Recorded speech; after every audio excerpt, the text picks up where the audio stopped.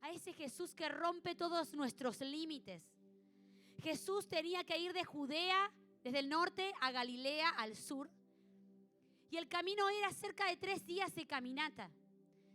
Pero saben que los judíos nunca pasaban por Samaria. Los judíos preferían recorrer entre 5 y 7 días de viaje, pero bordear Samaria para no contaminarse con los samaritanos. Había una guerra, una enemistad fuerte por más de 500 años entre judíos y samaritanos. Los judíos despreciaban a los samaritanos porque ellos eran mestizos tanto en sangre como en religión. Ellos eran una mezcla de judíos, pero también con los babilonios, asirios, fenicios. Ellos adoraban a Dios, los samaritanos, pero también adoraban e idolatraban a otros dioses. Por eso los judíos los detestaban, estaban enemistados entre ellos, peleaban por quien adoraba de forma verdadera a Dios. Y sin embargo, vemos a un Jesús que corre todos los riesgos para poder cruzar por Samaria. Un historiador, Josefo, un historiador judío de esa época, cuenta las tremendas peleas y disturbios que había cuando se juntaban judíos y samaritanos. Entre ellos se apedreaban, se golpeaban, hasta matarse. O sea que el riesgo que Jesús corrió al ir a Samaria no era poco.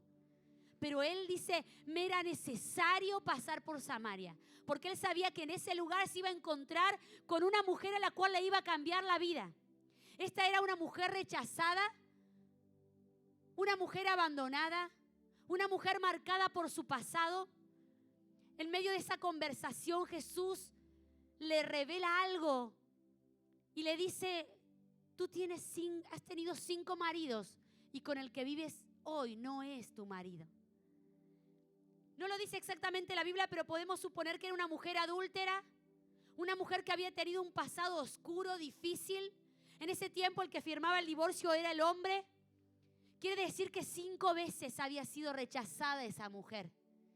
Quizás hasta podríamos suponer que alguno de ellos falleció. Es una mujer que ha sufrido pérdidas y sin embargo Jesús va en busca de esa mujer.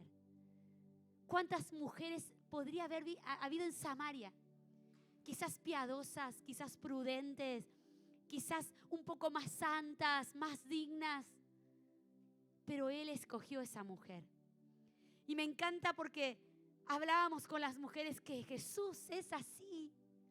Ese es el Jesús que nos muestran los evangelios, el que rompe los protocolos, el que rompe la cultura, lo racial, el todo contexto que limita para acercarse a cada uno de nosotros y para acercarse a aquellas ovejas que le pertenecen, pero todavía no están. Tendríamos que ser más como Jesús, ¿verdad? Meternos en los lugares donde nadie se mete.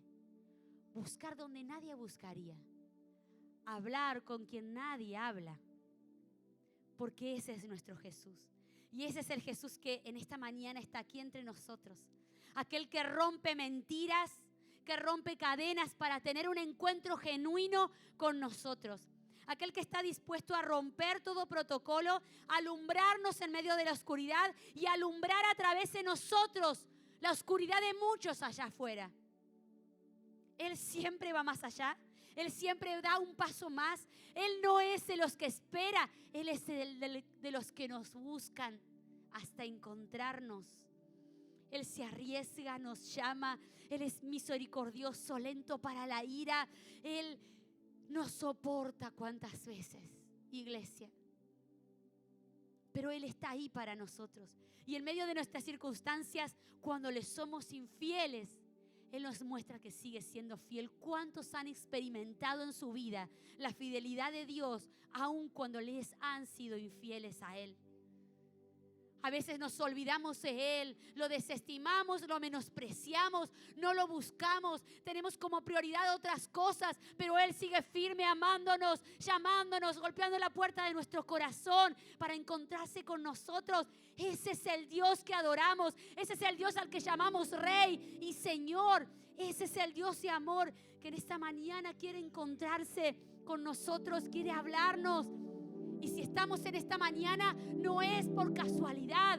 Dios nos ha traído para direccionarnos, para que abramos nuestros oídos y seamos enfocados en lo que Él quiere. En este pasaje, Jesús se presenta como el agua de vida. Él se presenta como la fuente inagotable de agua de vida. Y para ser una iglesia influyente, Dios desea que recordemos en esta mañana y que podamos declarar y que podamos vivir 3 verdades fundamentales como hijos de Dios y como iglesia de Cristo. Lo primero, poder declarar y vivir que Cristo es mi agua. Cristo debe ser nuestra agua.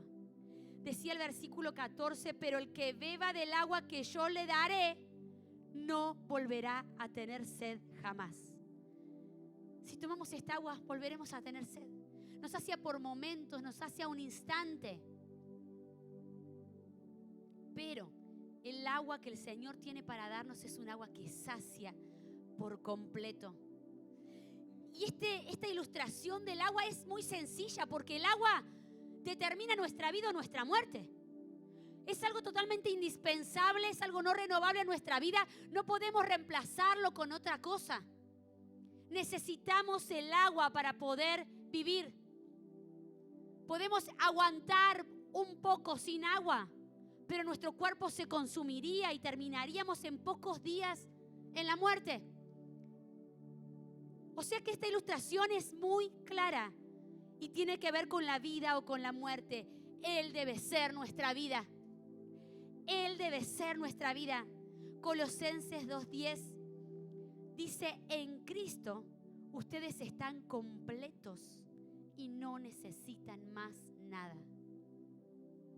Si creyéramos esta verdad, iglesia, dice, en Cristo ustedes están completos y no necesitan más nada. Paul Washer, un predicador que nos gusta mucho con Ezequiel, su teología, sus frases, su pensamiento. Él decía en una entrevista, si me dices que Cristo es el primero en tu lista de prioridades, yo solamente podría ver que tu teología es deficiente. Porque Cristo no está al nivel de las demás cosas en nuestra vida.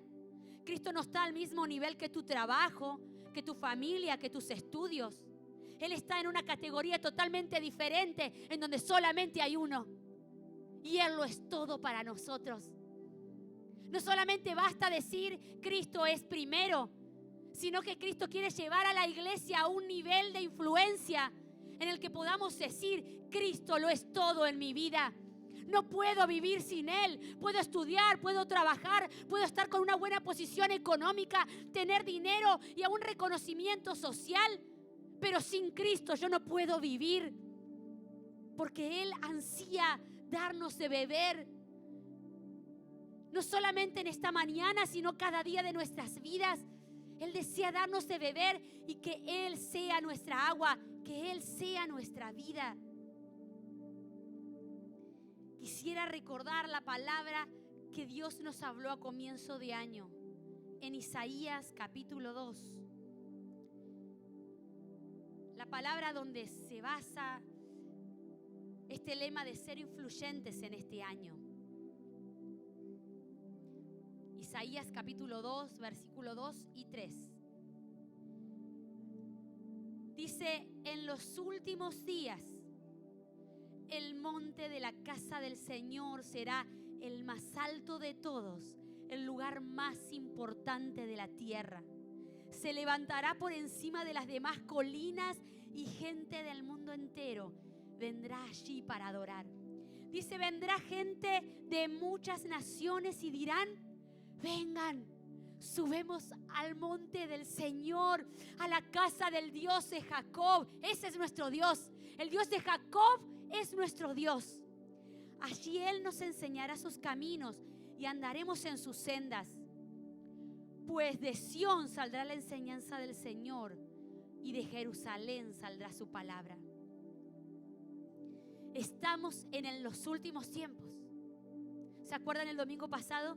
Ezequiel compartía cómo Dios mostraba a una de nuestras hermanas el ver ese reloj de Dios.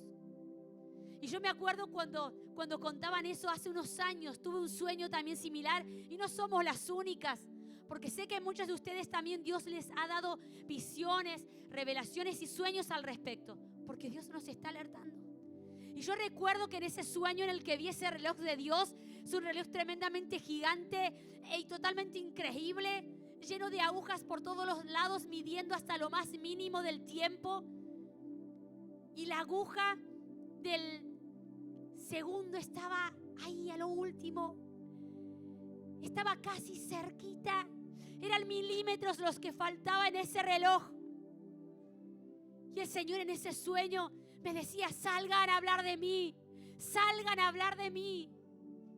El Señor nos recuerda que estamos en los últimos tiempos.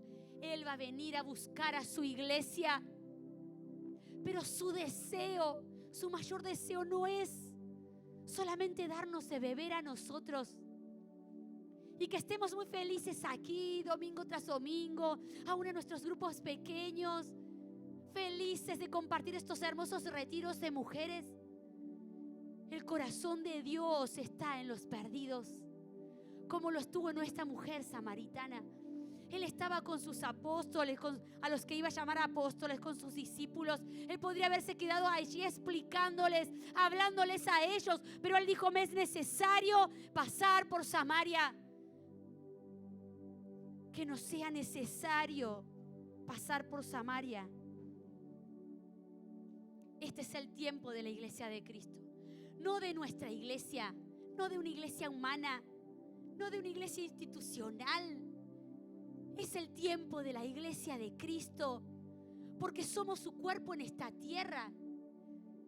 Podemos darnos cuenta de que Jesús, el Dios Todopoderoso, decidió tomar forma de hombre y caminó en esta tierra con forma humana. Era Cristo, era el Dios viviente, caminando en esta tierra. Pero cuando Jesús murió, resucitó y ascendió, dice que el Espíritu Santo descendió y ha descendido sobre nosotros. Y hoy nosotros somos cuerpo de Cristo. Cristo sigue caminando en la tierra, ya no solamente en un cuerpo, sino a través de todos nosotros, su iglesia. Cristo está presente en esta tierra, actuando a través nuestro. Y ese es el tiempo en el que la iglesia de Cristo se ha levantado, en el que Cristo mismo se ha levantado a través de nosotros. Y dice que será el lugar más importante de la tierra. El tiempo de que Él sea nuestro todo, iglesia. En el que Él sea nuestro todo, en el que podamos elegirlo a Él, mirarlo a Él. Es tiempo de renunciar a todo lo que toma el lugar de Cristo. ¿Cuántos perciben en su vida que hay cosas a las que deben renunciar, que están en el lugar de Cristo? Voy a leer estos versículos de Mateo capítulo 6, versículo 19.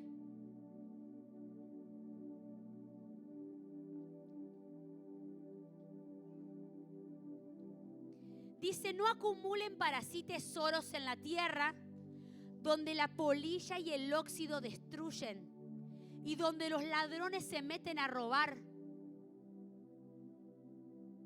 Más bien, acumulen para sí tesoros en el cielo, donde ni la polilla ni el óxido carcomen, ni los ladrones se meten a robar. Porque donde esté tu tesoro, allí estará también tu corazón. Dice el versículo 24: nadie puede servir a dos señores, pues siempre terminará menospreciando a uno y amará al otro, o querrá mucho más a uno y despreciará al otro. Ustedes no pueden servir a la vez a Dios y a las riquezas, dice esta palabra. Y podríamos decir: ustedes no pueden servir a la vez a Dios ni a ninguna otra cosa en esta tierra. El versículo 19 nos habla de tesoros en la tierra y tesoros en el cielo. Es tan claro este pasaje, porque nos habla de cosas temporales, pasajeras de esta tierra, y al mismo tiempo nos compara con las cosas eternas, permanentes y celestiales. Las cosas de esta tierra pasajeras y temporales, y las cosas eternas, permanentes y celestiales. Iglesia, es tiempo que nuestra mirada se levante para poder mirar las cosas del cielo y no enredarnos con asuntos de esta tierra. Me fascina este pasaje porque es tan claro. Dice: un corazón, un tesoro, un lugar, un Señor. No hay más. Tenemos un corazón. Quiere decir que tenemos un solo lugar. Hay un solo tesoro que podemos escoger. Y hay un solo Señor al que podemos adorar con nuestra vida. Así que, iglesia, es un tiempo que Cristo sea nuestra agua. Podemos renunciar a fuentes extrañas de agua que no sacian nuestra vida. Fuentes de aceptación humana. Él quiere ser nuestra aceptación. Él quiere darnos esa aceptación que viene de su amor. Tenemos que renunciar a estas fuentes extrañas que quieren darnos una identidad fundamentada en nuestros padres terrenales. Él quiere darnos nuestra identidad como sus hijos. Renunciar a recompensas humanas en esta tierra, que nos aplauden, que nos veneren, que nos tengan en estima, que la gente esté orgulloso de nosotras, de nosotros. Recompensas humanas. Él quiere ser el agua que nos traiga satisfacción, que nos llene. La vanagloria de la vida, en su persona solamente debe estar nuestra jactancia. Dice Pablo: todo lo tomo, lo tiro, todo desprecio. Mi linaje, mis estudios, mi posición social, dice, lo tengo por basura. Solamente por Cristo. En Él debe estar nuestra jactancia. Aún el deseo de nuestros ojos. Renunciar al deseo de nuestros ojos. Él debe ser nuestro mayor deseo, iglesia. El que tenga oídos para oír esta palabra, que pueda oírlos con el oído del Espíritu. Él debe ser nuestro mayor deseo. John Wesley decía estas palabras: Dios, dame 100 hombres que aborrezcan el pecado y no deseen más nada en esta tierra, y transformaré el mundo. Porque de entre nosotros se necesitan hombres que aborrezcan el pecado y que no deseen nada más que Cristo en esta tierra. Entonces seremos una iglesia influyente. Solo entonces aquellos que bebemos el agua de vida eterna, y que esa agua no se convierte en una más entre todas las otras aguas que bebemos, sino que se convierte en nuestra vida. Solo entonces seremos influyentes. Necesitamos que se levante una iglesia con sed de su persona, con sed de su persona, con sed de Cristo. Que mañana lunes esto que viviste hoy domingo no te satisfaga. Que te levantes y digas: tengo sed de Cristo, tengo sed de su palabra, tengo sed de su persona. Quiero más, Señor, de ti. Que el Espíritu Santo pueda despertar esta sed en su iglesia. Una iglesia que no ame más sus propios sueños que a Dios. Hijos que no amen aún los sueños de Dios por sobre Dios mismo, sino que seamos esos que digamos: Señor, que se haga tu voluntad. Pero a mí no me importa nada de lo que tú me mandes a hacer. No tengo expectativas de a dónde me llevarás. Lo único que me importa es tu persona, Señor. Él busca adoradores. Él busca sedientos de forma genuina. Así que, iglesia, Él, Cristo, debe ser nuestra agua. Y lo segundo, Cristo debe ser mi fuente continua. Cristo no solamente es esa agua de la cual nos saciamos por primera vez cuando lo conocemos, esa agua que nos cambia, esa agua que, como dijo Fabiana, Él cambió su lamento en danza, su tristeza la hizo una mujer alegre. Esa fue esa agua inicial que ella recibió cuando conoció a Cristo, pero Cristo debe ser nuestra fuente continua. El versículo que leíamos de la mujer samaritana dice: pero el que beba del agua que yo le daré no volverá a tener sed jamás, sino que dentro de él esa agua debe permanecer. Dentro de él esa agua se convertirá en un manantial. Pero esa agua no se fue rápidamente, esa agua permaneció. Esa agua dentro de él iba a producir un efecto, pero esa agua necesitaba permanecer. Juan 15. Y ahí en Juan 15 está esa imagen tan clara y explicativa de estos versículos. Permanezcan en mí y yo permaneceré en ustedes. Así como ninguna rama puede dar fruto por sí misma, sino que tiene que permanecer en la vid, así tampoco ustedes, iglesia, pueden dar fruto si no permanecen en mí. Así ustedes, iglesia, no podrán ser una iglesia influyente en estos últimos tiempos si no permanecen en Cristo. Dice Jesús: yo soy la vid y ustedes las ramas. El que permanece en mí como yo en él dará mucho fruto. Pero separados de mí, ustedes no pueden hacer nada. El que no permanece en mí es desechado y se seca, como las ramas que se recogen, se arrojan al fuego y se queman. Allí sucede nuestra transformación. Allí somos capaces de no solamente beber del agua de vida, sino dar fruto. Dar fruto, como decía ese video del curso Fe, en nuestra familia primeramente. Dar fruto en nuestra sociedad, en la congregación. Necesitamos permanecer. Permanecer habla de tiempo y lugar. Quiere decir que a medida que pasa el tiempo, se está en el mismo lugar. Pasa el tiempo y estoy en Cristo. Pasan las pruebas y estoy en Cristo.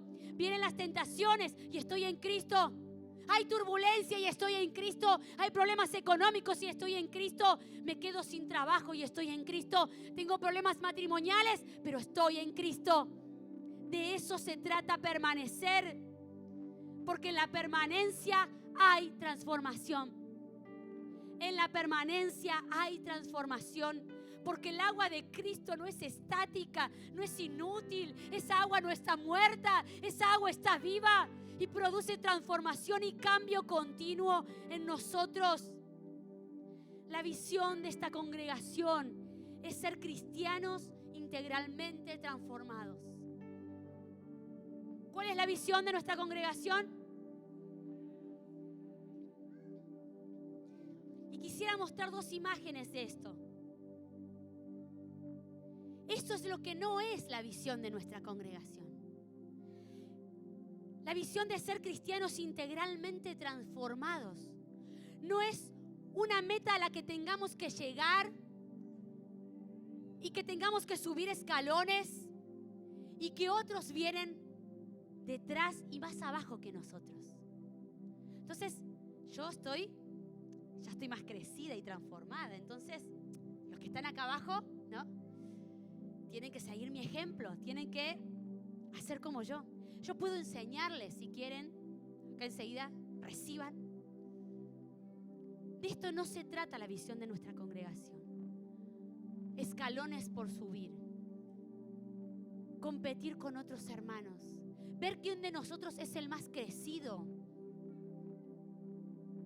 No se trata de esto, sino que se trata de esto. Se trata de esto. Esto que está medio raro ahí, somos cada uno de nosotros. Con diferentes áreas en nuestra vida que están en crecimiento. Y que necesitamos ser transformados y crecer en cada una de ellas. Y donde todos podemos aprender los unos de los otros. Cuando charlo con muchos de ustedes, me enseñan y me bendicen.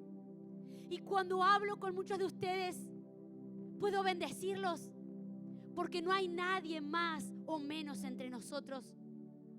Porque lo que a mí me cuesta, alguno de ustedes ya lo tiene superado y puede alentarme, bendecirme, puede enseñarme. Y lo que yo ya superé, puedo compartirlo a otros. Para que en cada área de nuestra vida podamos tener una transformación integral. ¿Cómo estoy en mi carácter? ¿Cómo estoy en mi rol como esposa o como esposo? ¿Cómo estoy en mi rol como papá o como mamá? ¿Cómo estoy en mis roles como hija, hermano, en mi familia? ¿Cómo estoy con la congregación?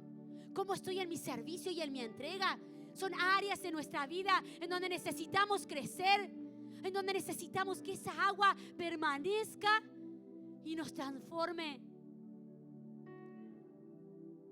Y podemos alentarnos unos a otros como cuerpo.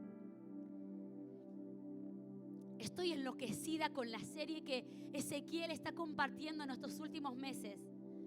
Me arde el fuego porque todos puedan escuchar estos mensajes y seamos entendidos en lo que Dios está hablando, en lo que Dios está hablando a la iglesia. Iglesia, que nuestros ojos se abran, que nuestros oídos se destapen. Esta serie de Despertando al Gigante Dormido tiene que ver con esto, de una iglesia que está dormida, una iglesia que está entretenida, una iglesia que está mirando cosas de esta tierra, una iglesia que está limitada, obstaculizada por el pasado, por las emociones, por los pensamientos. Pero necesitamos salir de ahí. Necesitamos salir de ahí. Esta serie habla de retroceder para sanar y avanzar. Habla de atravesar los muros de las pruebas que se nos presentan. Hemos visto a muchos de ustedes crecer. Comenzaban a desarrollarse. Y hemos visto cómo la prueba los ha estancado. Y muchos de ustedes sabemos que tienen dones, que hay talentos que Dios puso y están apagados, escondidos, quizás con sus cosas.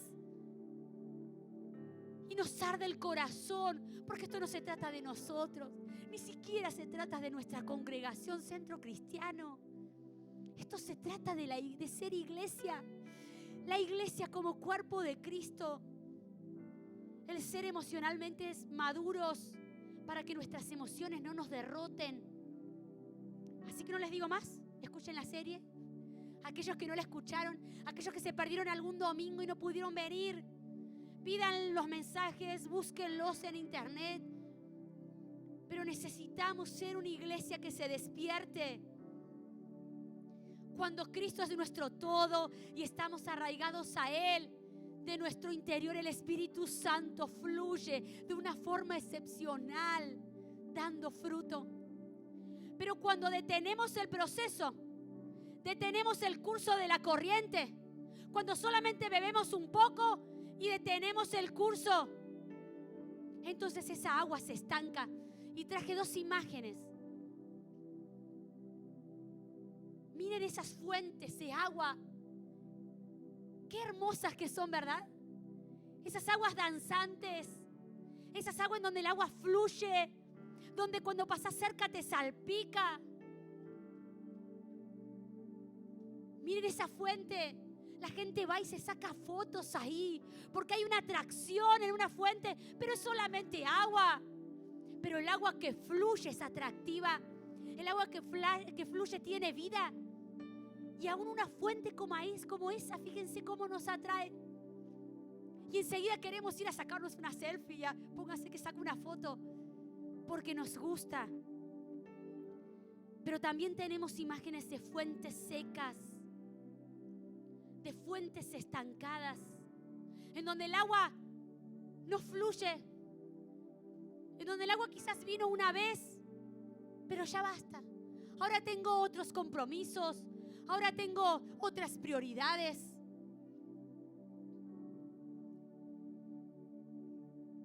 Ahora no solamente bebo de Cristo, también bebo de otras aguas que contaminan mi vida.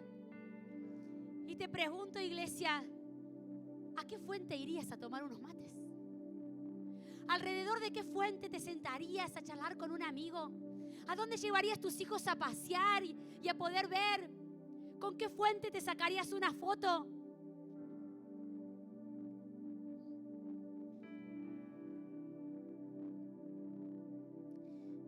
versículo que leíamos en Isaías, la iglesia influyente será la atracción más grande de la historia del mundo.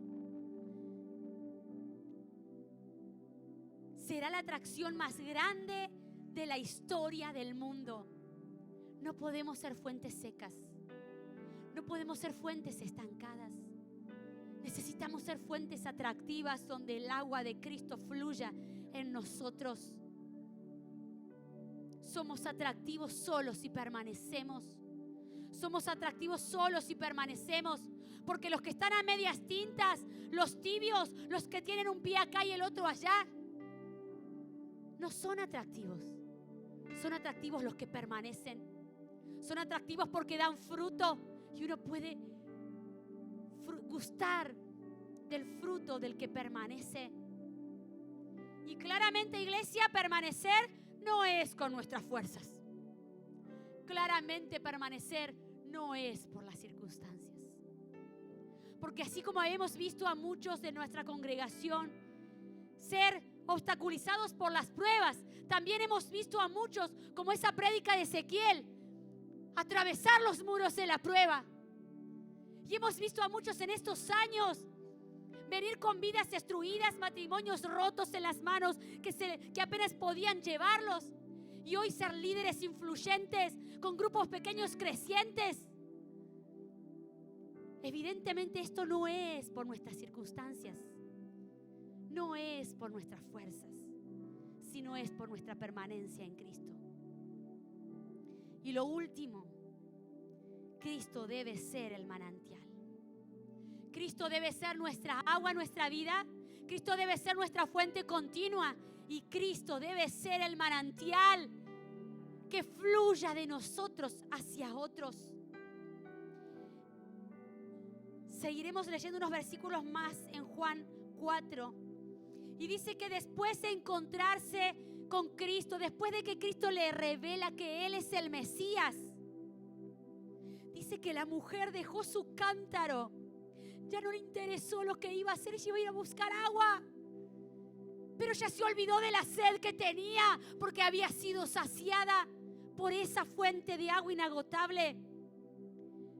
Y dice que salió corriendo hacia la gente y decía: vengan a ver a un hombre que me ha dicho toda mi vida, ¿no será este el Cristo?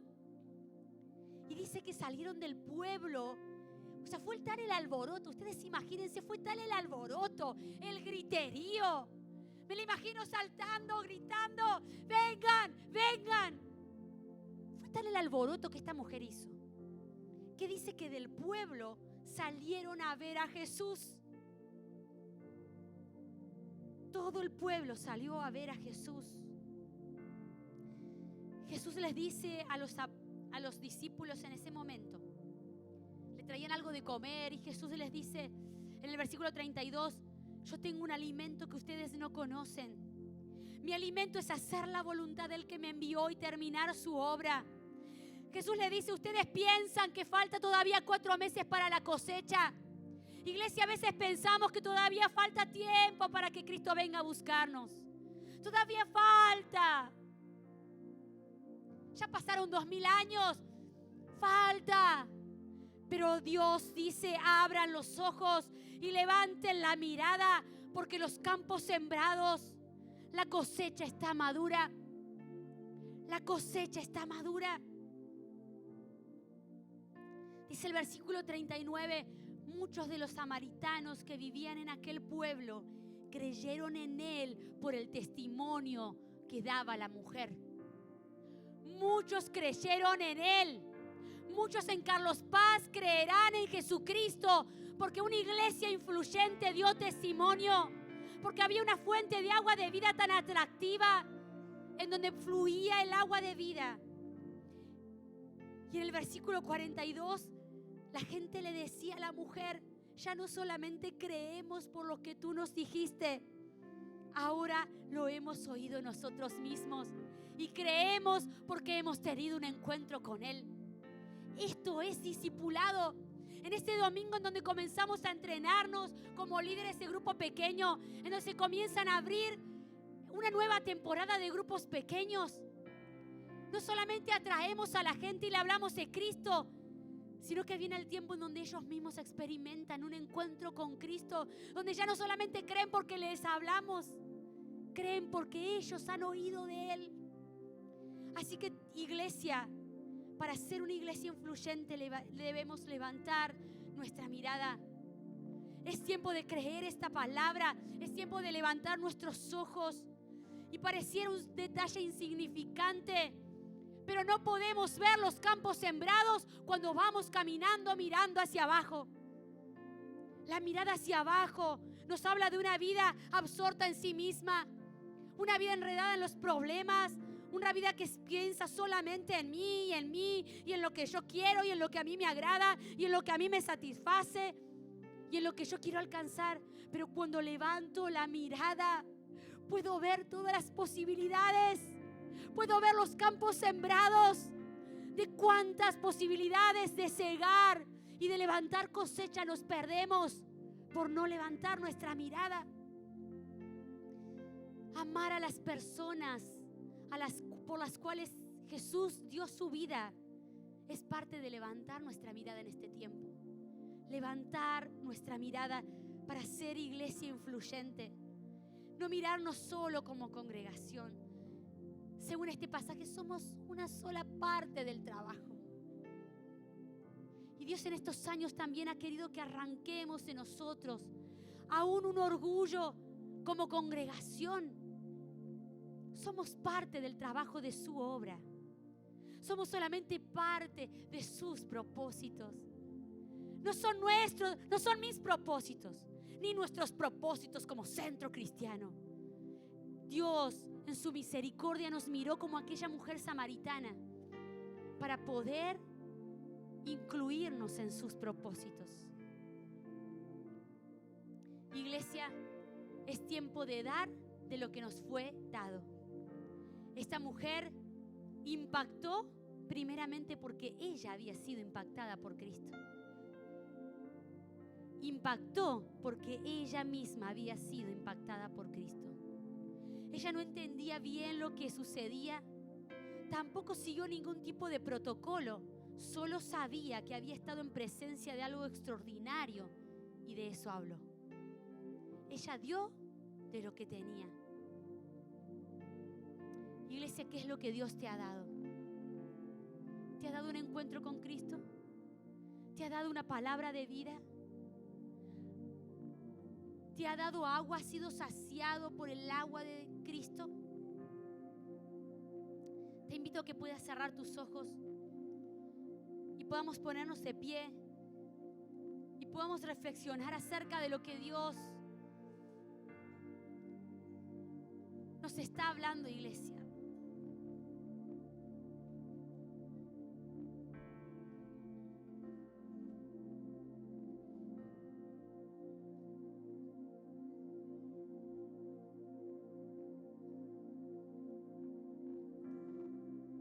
Aquellos que necesiten renovar su compromiso con Cristo, esta es la mañana. Aquellos que el Espíritu Santo les haya mostrado que Él verdaderamente no está siendo el agua de vida. Aquellos que percibieron otras fuentes extrañas a donde estaban yendo a ser saciados, pero no lo estaban siendo. Eso es una mañana de compromiso con Él. Eso es una mañana de comprometernos con Cristo mismo, de comprometernos como parte del cuerpo con la cabeza que es Cristo. Esta es una mañana para comprometernos a permanecer en Él. Es una mañana para pedirle un despertar, que Él abra nuestros ojos y nuestros oídos para oír su palabra. Esta es una mañana para comprometernos a ser una fuente de vida inagotable, no por nuestras fuerzas ni nuestras circunstancias, sino porque estamos dispuestos a permanecer en Cristo a pesar de toda circunstancia. Esta es una mañana de compromiso, iglesia. Si el Espíritu Santo te guía, comenzá a renunciar a todas aquellas áreas que están tomando el lugar de Cristo en tu vida y en tu mente. ¿En qué estás en tiempo invirtiendo tu dinero, invirtiendo tus pensamientos, invirtiendo tus fuerzas, invirtiendo tu tiempo de ocio y distracción? ¿En qué amistades estás invirtiendo tu vida? ¿A quién le estás prestando el oído? ¿De quién estás oyendo? ¿Qué estás viendo en la televisión? ¿Qué música estás escuchando? ¿De quién te estás alimentando? ¿De qué agua te estás alimentando en este tiempo? ¿A qué fuentes has ido a ser saciado? Es una mañana que tenemos que renunciar, sacar toda idolatría de entre nosotros. Porque como la mujer samaritana, muchas veces adoramos a Dios, pero idolatramos las cosas de esta tierra, con nuestras vidas puestas en ellas. Pero esta es una mañana para renunciar a las cosas temporales, pasajeras y de esta tierra, y decir: Señor, claro que seguiré trabajando, claro que seguiré haciendo cosas, quizás haciendo un deporte, quizás relacionándome con gente que todavía no te conoce, pero habrá un fuego en mi corazón, habrá una sed por tu presencia, que ya lo otro no será importante, solamente tu persona, solamente tu persona. Él está esperando que se levante una iglesia influyente, donde Él no sea el primero, donde Él sea el todo, donde Él sea el agua que sacia, el agua que da vida, el agua que influye en nosotros. Es tiempo de una iglesia que es impactada por Jesucristo. Levanta tus brazos, iglesia, y comienza a pedirle a Él la llenura. Comienza a pedirle: Señor, dame de tu agua de vida. El que tenga sed, dice: venga a mí, beba. El que tenga sed, el que tenga sed, el que tenga sed, el que tenga sed, el que quiera más. Sí, Señor, nos rendimos delante de ti. Te entronamos en esta mañana. Hay un altar aquí abierto para entregar nuestra vida. Hay un altar abierto a hacer algo diferente, dar un paso hacia adelante, decir: Señor, no me conformo, no me conformo. Señor, te entrego mi vida. Señor, te entrego mi vida. Quita lo que quieras quitar. Sí, Señor. Sí, Señor. Sí, Señor.